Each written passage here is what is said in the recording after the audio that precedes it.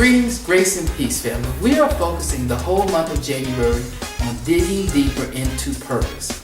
Join us as we go into Luke chapter 15, verses 1 through 7, and we discuss and learn how lost people find their purpose with Christian principles. Come on in, let's have a conversation. We're not even here to judge you. We're just here to say that this is a place where you can come and experience God without the barriers of being stressed out about if folk are looking at what you wear, or if you qualify, or if you're dressed appropriately, or if your skin tone is the right color, if there's enough melatonin in your skin, if you're dark enough or bright enough, if you got on a skirt or if you don't have on a skirt. Truth be told, there's a lot of folk wearing skirts going to hell just as fast as those who don't wear them. That's right.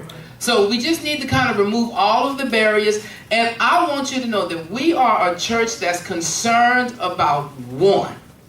I'm concerned about the one. I'm concerned about the person that gave up on God. I'm concerned about that person. I'm concerned about the person that quit the church because church hurt quit them. I'm concerned about that person. We are a church that's concerned about the one. I'm concerned. We are a church that is concerned about the hurting people. We're concerned about the lost people. We're concerned about the broken people. We're concerned about the people who went to church and they prostituted your gift because all you could do is sing, but you couldn't be in ministry. We're concerned about the person who gave up on the church because you feel like the church gave up on you. We are concerned about each individual person who has gotten off the worn path of life and you've given up on God because you feel like that God's people, since God's people and God's church has given up on you, that God has given up on you too. I'm here to tell you today that that is not so. The purpose of your lost elements is for you today to discover that no matter what you've been through, no matter where you are, no matter how you feel about things, that we're here to let you know that your purpose is to be in the church. God is concerned about your spiritual life. Amen. God is concerned about the way that you live. He is concerned about the way that you live in private and in public. Amen. God is concerned about the way that you live in the private, and He's concerned about the way you live in the public. It shouldn't just be on your job where folks see the God in your life. It should be at home when you're by yourself also. That's right. It should be when you are around your real friends, your good Judas, your good friends. When you're around them, they should know that you are saved. Even when you leave, they should know that you still know God. Amen? When we look at the word, when we look at the definition of elements, I want to provide you not only a definition, but a working, lively definition, something you can apply to your life. Elements are things, people, and places that have been attached to a time period in your life. You attach that person to a time period. You attach that element to a time period. I'll give you a good example. For me, the cufflinks that I'm preaching in, these were my daddy's cufflinks. These were the cufflinks that he asked my mama to marry him in. They are an element. But they're not just attached to me. They are attached to a time in life that I cannot change. They are attached to a situation that I cannot change. So when we look at elements, elements are things, they are people, they are places that have been attached to a time period in our lives. The problem with elements is that elements sometimes outlive their purpose. Y'all missed that. Elements sometimes outlive their purpose, meaning that the purpose that these things served when they met my mom is not the same purpose that they served when I got here. Can I help you with something? Some of the people that are in your life, they have served their purpose. They have gotten you from where you were to where you are. It is okay to disengage some of the people from your past. It is okay to let go of some of the things that you are holding on to because you don't know how to let them go. Let me bring you to a conversation. We have a lot of folk who emotionally hoard things that they really need to let go. We're holding on to hurts. Folk have moved on from the hurts and we're still living in the pain. That's not God. Folk have moved on in the relationship. We still have envelopes where they told us they love us in 8th grade and you 50 years old. Baby, move on. Throw away what the element is. Let go of the element. Throw the element away. It has outlived its purpose. Yes, you can still see it. Yes, it reminds you of what it once was. Yes, it reminds you of the good days. But here is what you're not talking about. The elements also remind you of what you went through to keep it. And we've kept some elements that we really don't want to keep no more. They remind us of a place, a time frame, a period that we really don't want to live in no more, but we don't know how to let go. It's 2014. If we don't do nothing else in 14, if we're going to build up the momentum to keep moving in this ministry, we have got to let go of the heaviness of the elements. The heaviness of the elements. So look at what happened. The parable of the lost coin is a completely powerful, different type of story. If you search it, you'll see in Luke 15, verses 1 through 7, we find out that we had a conversation about the parable of the lost sheep. The shepherd went out to find the lost sheep. And if you notice in verse 8, the conversation starts off as if the conversation never stopped. Because in verse 8, he says, and you'll see that Jesus is talking here, he says, or suppose a woman has 10 silver coins. Now here is my argument. Whenever you see a transitional word, that doesn't mean that the thought transition. It just means that the thought continues on. Which tells me that Jesus here is still concerned about the sinner, even though he changes the dynamics of the story. Jesus. Can I help you with something? God still has you in mind, even though you feel separated from him. All right, let me bring you closer to the conversation. When I say God still has you in mind, even though his eyes on the sparrow, he still has time to watch over you. Even though you feel like God is far away from you, it seems like God is far away from you, you've done some things that made you feel like God shouldn't love you, God still has you in mind. So let's talk about the elements. The coin is a representation of us. When you look at the literature here, we see that the coin represents us. There are 10 whole elements to us. The coin represents us. And if we were to all be honest, we all have been two things at least once. We all have been sinners, and we all have been lost. Y'all are quiet right there. All right, let's talk. Let's have a real conversation, Brother Russ. Even though sex might not be your thing, your thoughts might be your issue. Oh, y'all quiet. Because see, some of us, I might not be acting out, I might not be drinking, I might not be chasing after everything that I want to sleep with, but I showed and murdered quite a few folk in my head at least once today. Folk cut me off on the highway and then they get in front of me and they slow down. I'm not that delivered where I won't blow my horn. And everything that I didn't say when I blow my horn is what I meant.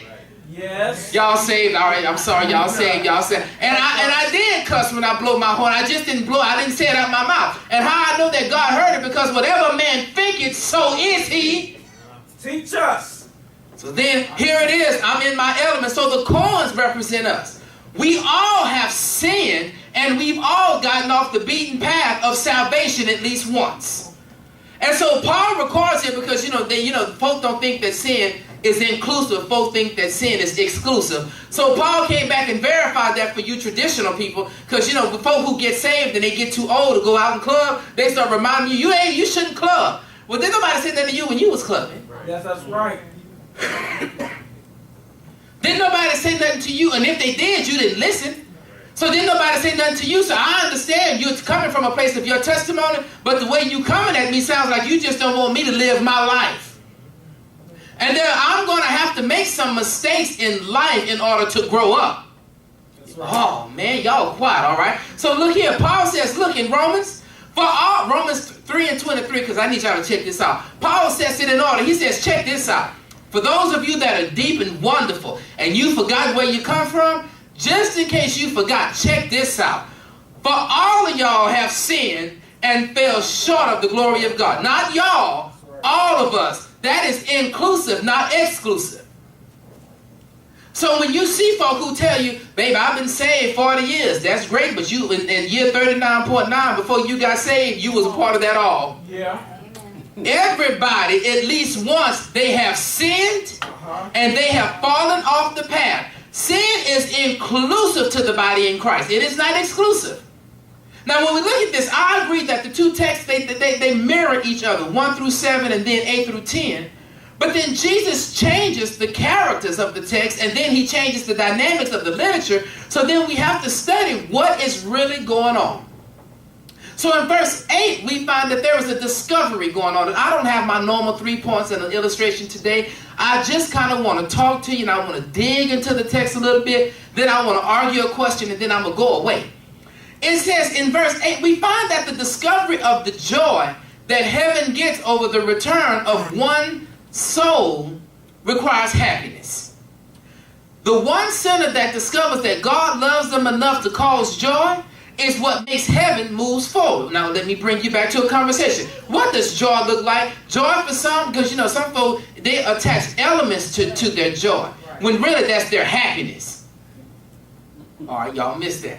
All right, let me bring it to a conversation. Elements come with happiness. Joy comes from within.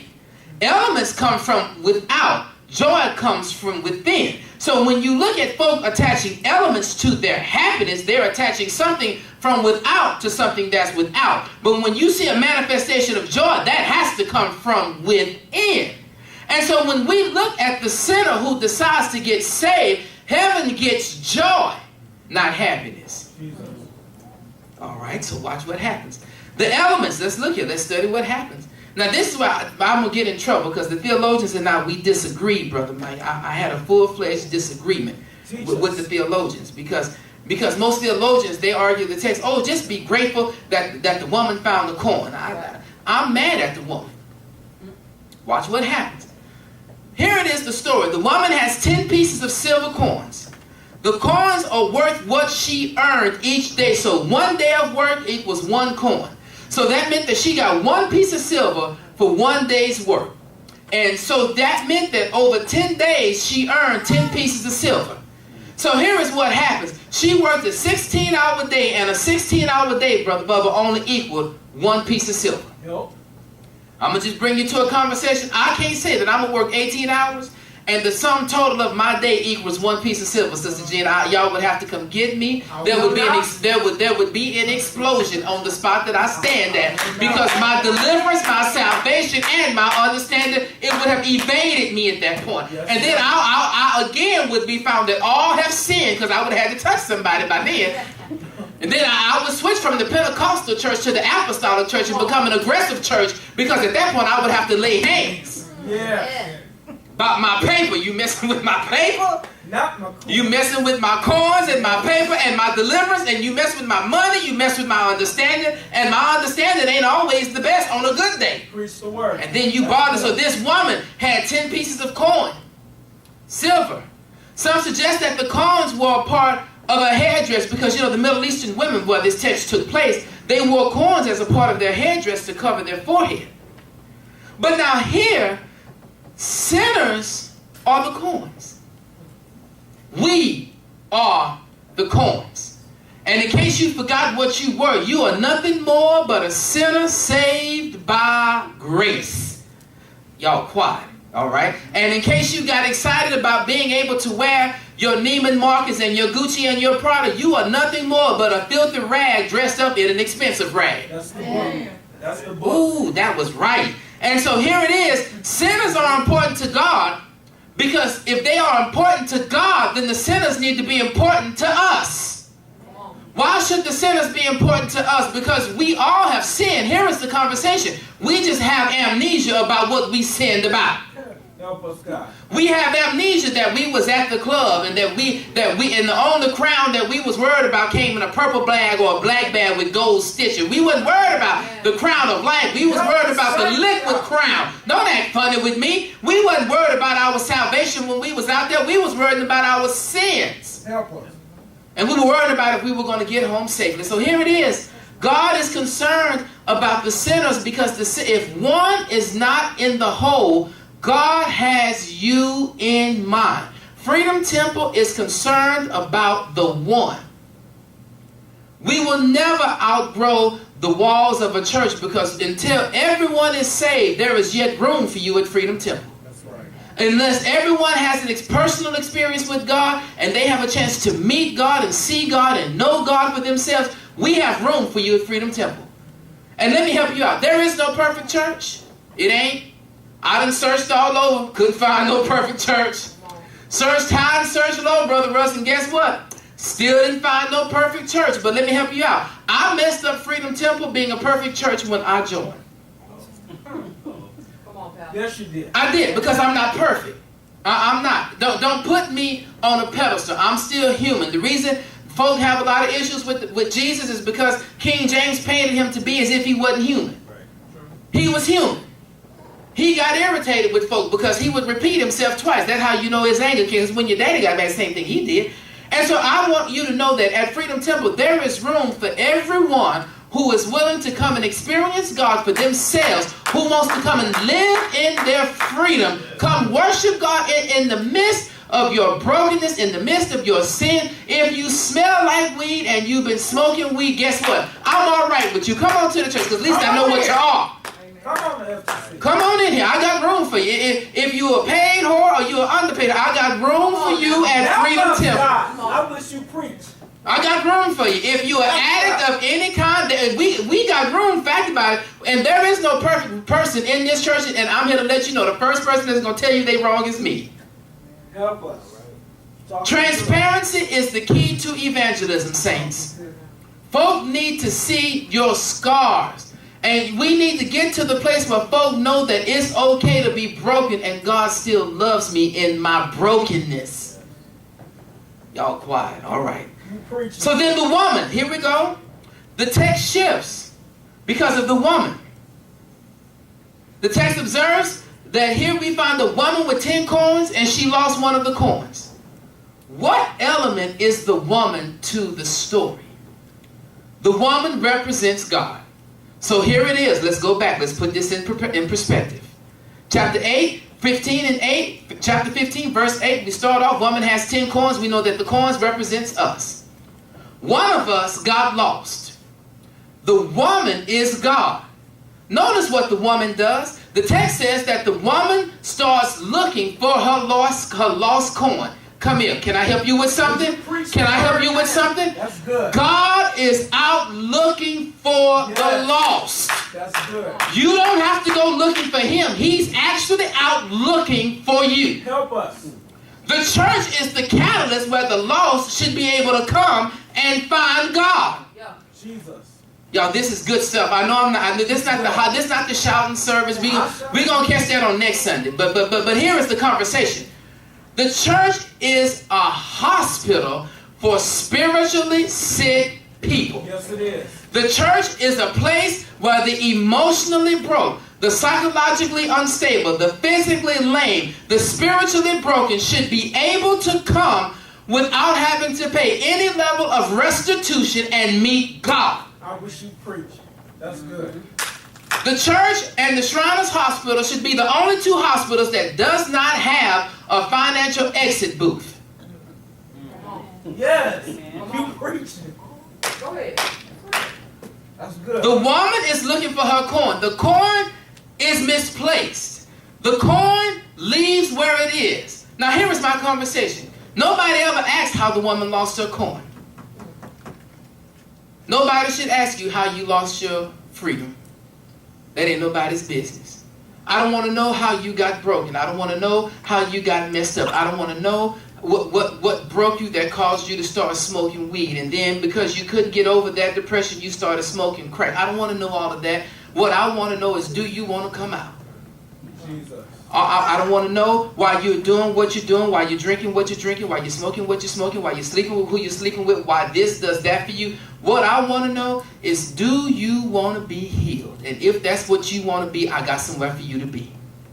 Y'all quiet. All right. This is good. The woman represents God. God is looking for the one who doesn't fit in. God is looking for the one who's odd, whose presentation is different, whose emotional stance is different, whose psychological stance is different. God is looking for the one who just wants to be loved. God is looking for the one who every woman, every man you've dated, the relationship didn't work and you're tired of being in a relationship, and since God wouldn't give you the relationship you wanted, you don't want a relationship with God. God is looking for you. God often refers to the church as a female, because we find that the church is a bride and it is a virgin and it's a wife to the Lamb in the Old Testament. But in Revelation 12, we discover that the church is a woman clothed by the Son. God has to seek his sheep through the church. Y'all are quiet, all right? Let me tell you what seeking the sheep through the church means. I want to tell Freedom Temple, because this is what you need to know. We can no longer just have church. We have to do more. That's right. Y'all quiet. We can't just have prayer service, Bible study, and preaching. We have to do more. What does more look like? We got to go out and get those there because they're not going to come. That's right. They're not going to come because, y'all, we represent what hurt them. That's right. We represent what broke them. We represent what pushed them off. So we've got to go out and get them. The coins are us. The woman represents God. God goes out and get who he is. And guess what? We have to be an institution, a facility of help, hope, and healing. That's what we are. An institution of help, hope, and healing. Let's talk about the light. We're just talking about the elements. Gracious. The elements. Thank you. The elements. The elements of the church. Too many times do we look at this cross and we don't understand it. Why did we build a cross this way? Why do we need a pulpit? Why do we need drums and an organ? And then why do some religions say that we don't? Let's get there. But I want to talk about something that most folk don't want to talk about. When I was growing up, we used to sing a song at Mount Aunt Bessie was a member of the Mount Olive Missionary Baptist Church on Park Street in Orange, Texas. Yes. The Reverend Ronnie A.E. Crockett was her pastor. And the mission chorus and the ushers, they would have the mission circle and the usher circle, and they would walk in and they had a dinner one Friday night annually. It was the annual mission and ushers banquet. And it was $10, Sister Gina, $10 to get in, $5 went to mission, $5 went to the usher. And before you could, once everybody got in and they sat down, the musician would go to the old upright that was in the corner with the glass on it, and she would go sit down, and you would hear her pull the little old wooden bench out, and you would hear her drop her foot on the foot pedal, and she would get in C natural, and she would start playing a song that simply said, "Walk in the light, beautiful light." Then she would get indignant and she would change the bass line, and you would hear her walk up and it would say, "Come where the dewdrops of mercy shine bright." Okay, so then we look here in the story, the text screams about the light. The woman here, and look in 15, don't get quiet on me, let's look, I'm in the text. In chapter 15, let's look at what happened. In verse number 8 says, "Does she not light a lamp, sweep the house, and search carefully?" Watch this. She lights a lamp. We witnessed that the light in Luke 15, and we find that it is in connection to John 8 and 12. Let's go look at John 8 and 12. There's a conversation there. John chapter 8, verse 12. Look at what happens. John chapter 8. I know this is teaching, and I know you're ready for the holler, but it's coming. John chapter 8, verse 12. It says, when Jesus spoke again to the people, he said, "I am the light of the world. Whosoever follows me will never walk in darkness, but will have the light of life." It goes from being excluded from the light to being included in the light. Watch what happens. Jesus then says, guess what? Even though I'm the light of the world, when you believe in me, you become a part of that light. So your light shouldn't just shine at church. Your light should shine at work. Yes. Your light should shine in your private life. You shouldn't just pray in the shower. You should be found guilty of praying with your partner and your husband every chance you get. Y'all quiet, I'm teaching good. If you want to keep your marriage, then the best way, I'm going to just say it, sex is not the only remedy to the marriage. If you're going to keep your marriage, how about you pray with your partner? Preach, Lord. Why don't you lay hands on them sometime? Why don't you be found of anointing some of their things, the elements that make their life happen? Like go outside and lay hands on the car and ask God to bring the car and the contents of it back home safely. Preach, sir. That's good stuff right there. Why don't you go anoint their wallet so the increase comes? Preach, sir. Why don't you go anoint their shoes so wherever, if the Bible is right that God orders their step, that every step they take is anointed and ordered by God if we're going to bring about change. Yes, sir. We're going to bring about change. We've got to get to the place where we start dealing with the elements. That's good. So this woman, so here it is. We found in chapter 15, verse 8, we find that we start off with the corns. We know that the corns represent us. We found out that this woman represents God, and God is concerned about you. And then before we could even get to God being concerned, they said, did she turn on the light? And so we find in John 8 and 12 that God is the light of the world, but when we get saved, when we believe in God, we become a part of the light. So then we find in Luke 15 15, 1 and 7, we find that the shepherd is out looking for the sheep. And then we find that the sheep wants not to be saved. So the shepherd has to go find it. Can I help you with something? A lot of times we don't want to draw close to God because what God wants to draw us to is not always what we want. We don't always want to be close to God because sometimes being close to God means that we have to be isolated. Sometimes when we get isolated, sometimes that means we have to push away from our friends. And sometimes when we have to push away from our friends, we have to push away from going out and pushing away from doing what we used to do and pushing away from drinking and smoking and hanging out and playing spades. Sometimes we got to push away. And sometimes when we steal away, we find ourselves that God is pulling us away from what makes us comfortable and He is drawing us closer to our conviction. Yes, that's it. That's good. And conviction is good because conviction draws you away from the commonalities of the world. And let me help you out. If in fact we're going to be closer to God, if we're going to be used by God, we have to get away from our things, our elements that make us common. That's good. Sometimes you got to be broke in order to get your strength about how to be rich. All right, y'all missed that. All right.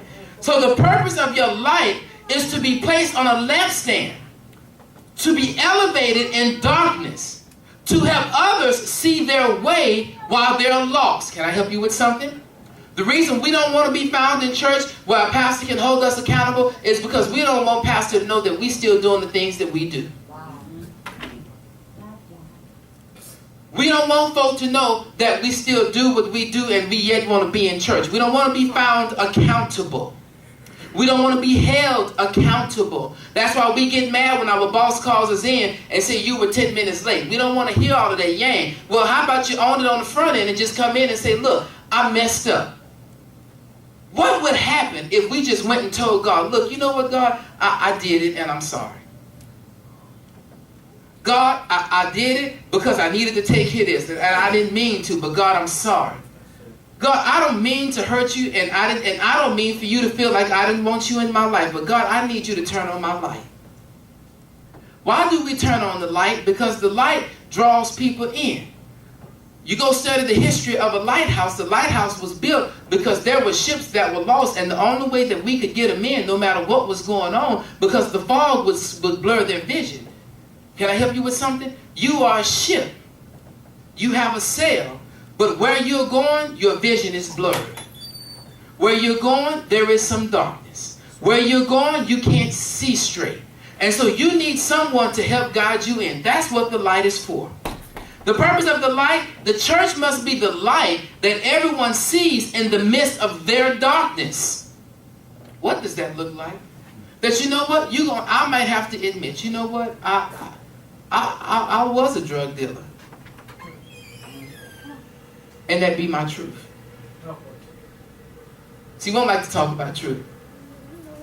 We don't like to admit that we went to the video store and we brought things that was in the video store that they didn't sell at Kroger's, in Blockbuster. Well, sir, God. Come on, God. Help us. And then we went home and we watched it multiple of times and then we tried to practice what we saw. No, I'm just saying, if we was being transparent about who we really are. Did I go out there like that, man?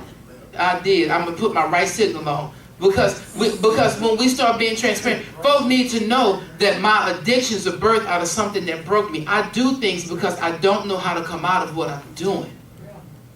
And then I draw people into what I'm doing because it feels good to them and to me, and it helps numb the pain. Because my numbness is what drove me off the path. Y'all quiet, but I'm teaching good. And what I really want is somebody to come in and just lift me up and hold me up and love me just for a few minutes so I can get over my hurt and my feelings. Because, sometimes I get in my feelings.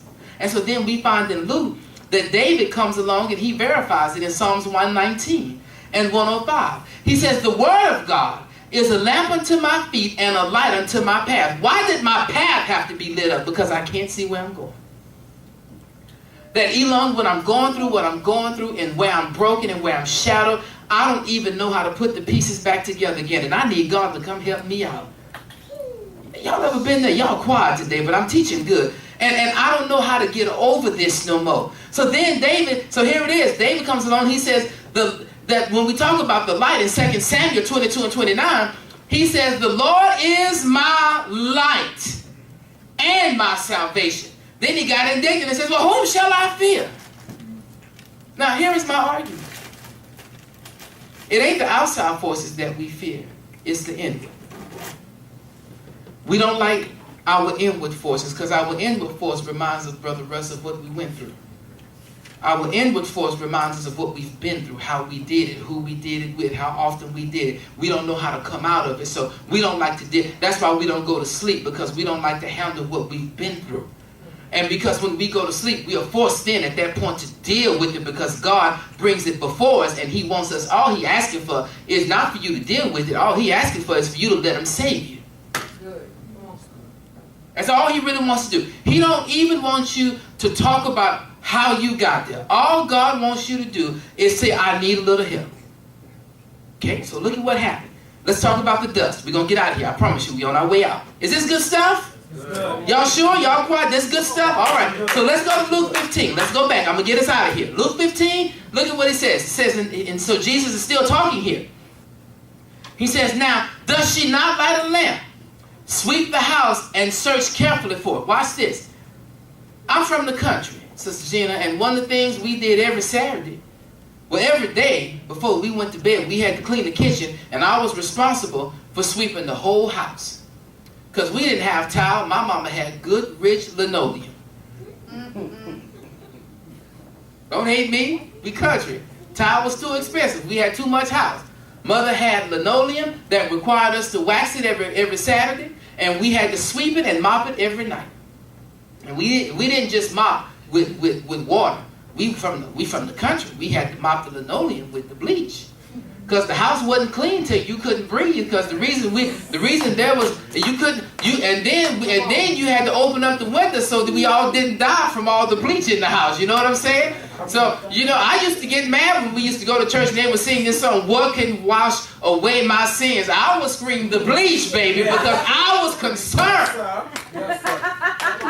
It wasn't no blood of Jesus, honey. I didn't wash the floors with the blood of Jesus. It was this bleach, honey, and this bleach like that took us all out of here. Baby, mother would come through there and she would tell we was buying bleach by the gallons every other day, baby, because mother wanted that floor clean. Thank you, God. And the house and the house wasn't clean till it smelled like bleach. Amen. Yeah, for the bleach, it wasn't clean, Bubba. And so why? So when you look here, sweeping around your front door is one thing. Sweeping in your home is another. Oh my. Because sweeping on your front door is what you allow the public to see. Right. Sweeping in your home is what you live in transparency. Preach, Stuart. And so most times we don't clean up our houses too well because we don't know what to do with the stuff that we are hoarding. Oh God. That's good. And the stuff that we are hoarding collects dust, and that dust begins to hide things that we don't. Help us. We hide things because we don't want to clean things. Sweeping in your house in context deals with you cleaning up spiritually. Right.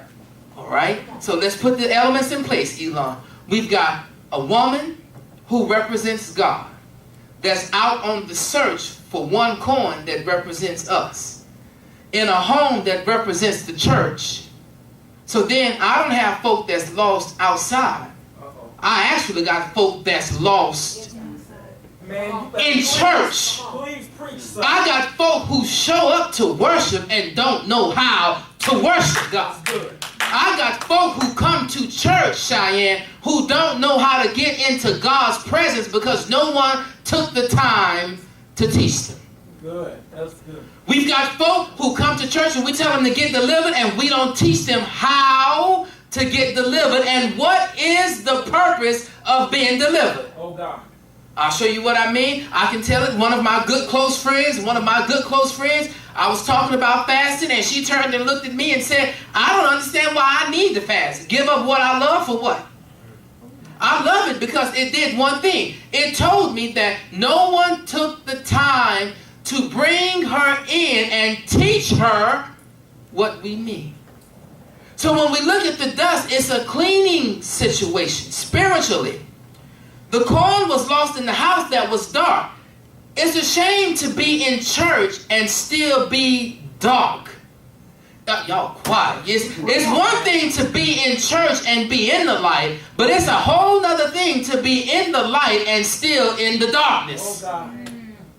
It's a whole nother thing, Sister Mitchell, to come in and you want to get to God, but you can't get to God because the barriers of darkness are pressing you. Well, baby, let me help you out. You don't wrestle against flesh and blood. You're wrestling against the darkness and the principalities, the darkness of the devil. Those that, in the old church, we call it witchcraft. Yes. That's coming up against you. And I'm going to help you out. Don't dare think that the stress you're going through is for naught. The devil is pressing you because he knows that your deliverance is on the other side. All right, so watch what happens. The corns was lost in the house. Man was made. Now let's put the elements of the dirt in place and we got to get out of here. Man was made from dirt. In Genesis 2:7, we are made and returned to the dirt. Ashes to ashes, dust to dust. Do we commit the body back to where it came from? Dust in the Old Testament refers to death. I'm going somewhere. Watch this. It refers to death. David states in Psalms 22:19, you have brought me to the dust of my death.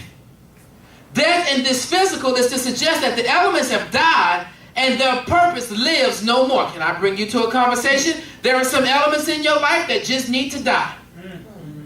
You need to pack them up, take them outside, set them on fire, and let them become dust.